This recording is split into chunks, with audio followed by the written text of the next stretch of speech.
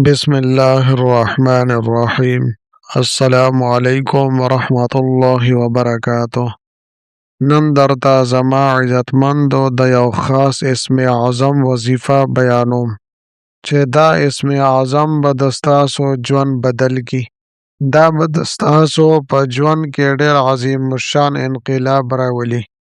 د ژوند هغه مرادونه چې ناممکنه مرادونه دي، الله جل شانه به د ستاسو دغه مرادونه پوره کړي. رب کائنات به د ستاسو حاجتونه پوره کړي.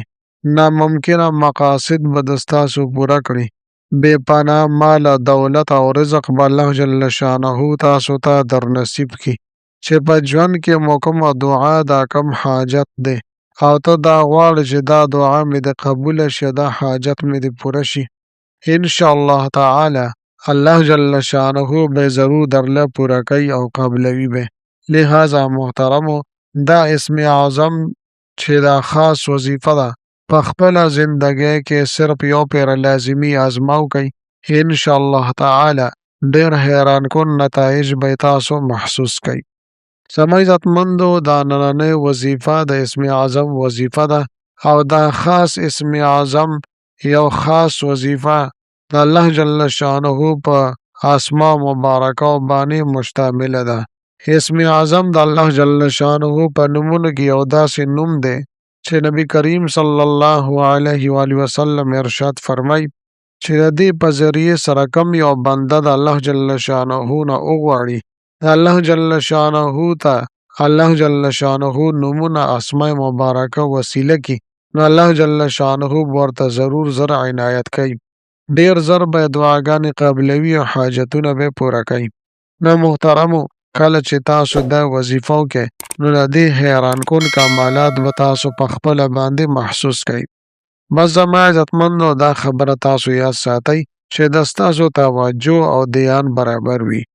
د الله جل شانه په دربار عالیه کې تاسو پوره یقین او اعتماد سره سوال وکئ، ان شاء الله تعالی الله رب العزت به د ستاسو سوال نه رد کوي او دا کامله بروسه او ستاسو پوره توکل یقین وي چې الله جل شانه به ضرور زما دا کار کوي، ان شاء الله تعالی بیا به مو دعاګانې رد کیږي نه. اصل کې زما عزتمندو، د دعاګانو د قبلېدو دپاره درې حالتونه دي. یو دا دی چې د څه دپاره تا دعا غوښتلې وي، که چېرې هغه څیز د ستا دپاره غوره او بهتر او په دنیا کې په آخرت کې ستا دپاره په هغې کې فایده وه، نو الله جل شانه به یې تا ته درکړي. که چېرې دغه څیز د ستا دپاره فایدهمند نو، تا ته په هغې کې نقصان او پریشاني وه، نو الله جل شانه به د دې په هکله ستا دعا نه قبلوي، بلکې تا باندې کوم تکالیف را روان وي، مشکلات او مصایب او پریشانۍ در باندې را روانې وي، الله جل شانه به د دې دعا په ذریعه سره ستا تمام پریشانۍ، مشکلات او مصایب او غټې غټې حادثې چې تا باندې را روانې وي، الله جل شانه به هغه ختمې کړي. یا زما عزتمندو، که بیا هم د الله جل شانه په امتحان کې یو سړی راغلی، تکلیفونه، مصایب او مشکلات پې راځي، نو بیا به الله جل شانه په ده باندې امتحان کوي. که چېرې دی د امتحان کې پاس شو، نو د ده چې کومه دعا غوښتلې ده، په جنت کې به الله جل شانه دې ته د انسان ته د دې اجر او ثواب ورکړي. حدیث پاک کې راځي چې کله بني آدم په جنت کې د خپلې دعا ثوابونه وویني، د هغې هغه بدلي وویني، د هغې هغه نعمتونه وویني، نو دی به دا افسوس او ارمان وکړي کاشکې چې زما یوه دعا هم په دنیا کې نه وي قبوله شوې او دا ټول اجر او ثواب ما ته په آخرت کې راکړی شوی وی. لہذا زما عزتمندو، که چېرې بیا هم تاسو دا غواړئ چې الله جل شانه دې په دې دنیا کې زما دعا قبوله شي او هم دلته دې زما دا حاجت پوره شي، زما دا مشکل دې ختم شي، نو دا خاص وظیفه د اسم اعظم دا وظیفه په خاص اهتمام سره وکئ، او چې بیا الله جل شانه ته کوم یو بني آدم د الله جل شانه نوم مبارکه وسیله کی، الله جل شانه به ضرور دعاګانې قبلوي. زما عزتمندو، دا زه چې تاسو ته کوم اسم اعظم بیانوم، دا اسم اعظم په سورة البقره کې هم راغلی دی، په سورة آل عمران کې هم راغلی دی او په سورة طه کې هم دا موجود دی. به هر حال زما عزتمندو، په ژوند کې په انسان باندې مختلف قسمه حالات راځي، خو الله جل شانه سره به مونږ خپل تعلق په نه پریږدو. الله جل شانه سره به مونږ خپل ربط او رابطه نه ختموو.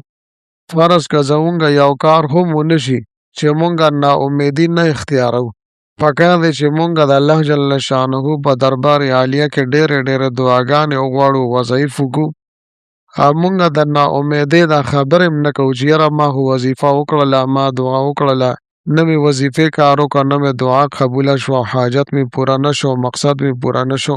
نو زما عزتمندو د الله جل شانه د ذات نه به ناامیده کېږئ نه، بلکې الله جل شانه باندې به کامله برواسه او مکمل اعتماد ساتئ، او دا یقین به مو مضبوط وي چې الله جل شانه به ضرور زما مدد فرمایي. به هر حال زما عزتمند اوس راځم وظیفې مکمل ترتیب او طریقه کار زه تاسو ته بیانوم. که چېرې زما چینل مو لا تر اوسه پورې سبسکرایب کړي نه وي نو برای مهرباني دا چینل سبسکرایب کړئ. سبسکرایب سره خوا کې د ټړۍ والا نشان دی، دا تاسو کلیک کړئ او سلیکټ آل یې کړئ، د دې دپاره چې د هر راتلونکي ویډیو نوټیفیکیشن تاسو ته ملاویږي. زما عزتمندو زما د حوصله افزایۍ دپاره ویډیو ضرور لایک کړئ او لاندې کمنټ کې تاسو ماشاءالله، سبحان الله، جزاک الله یا د دې په شانتې نور ښکلي الفاظ منشن کوي ولیکئ، دې دپاره چې ما له حوصله افزایي ملاویږي او نور ډېر ښکلي وظایف زه تاسو ته په دې چینل کې راوړم. زما عزتمندو د دې وظیفې او د دې اسم اعظم طریقې کار دا دی چې څه ټایم هم تاسو فارغه شوئ نو تسبیح به تاسو راواخلئ. دا ټولو نه پیله اول به تاسو طاق عدد کې درود شریف ولولئ، که 3 پیرې لوستی شئ، که 7 پیرې، که 11 پیرې. بیا دا اسم اعظم به 313 مرتبه 314 ځله به تاسو ولولئ.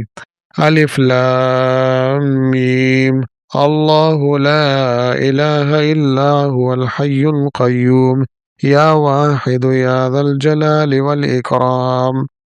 دا به تاسو ولولئ. کله چې مو دا ولوستو نو بیا ورپسې اخره کې طاق عدد کې درود شریف ولولئ. کله چې تاسو دا وظیفه وکړئ نو بیا به د الله جل شانه نه دعاګانې وغواړئ، خو که زما عزتمندو تاسو دعا هم ونه غواړئ بیا به هم الله جل شانه تاسو ته د حلال مال دولت دومره ډېر درکړي چې تاسو به ورته حیرانه پاتې شئ. ستاسو دعاګانې به الله جل شانه قبلوي، خو چې ستاسو توجه او دیان دې طرف ته برابر وي.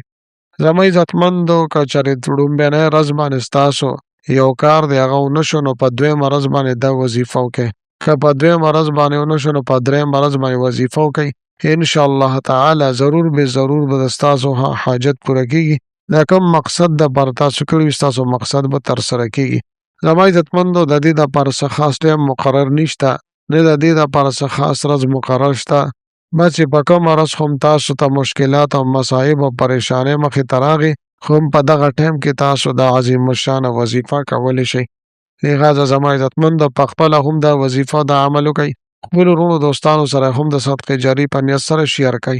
ملاویږم به تاسو سره بله ویډیو کې بلې وظیفې سره، تر هغه وخته پورې ماله اجازت راکئ. د لوی الله په امان.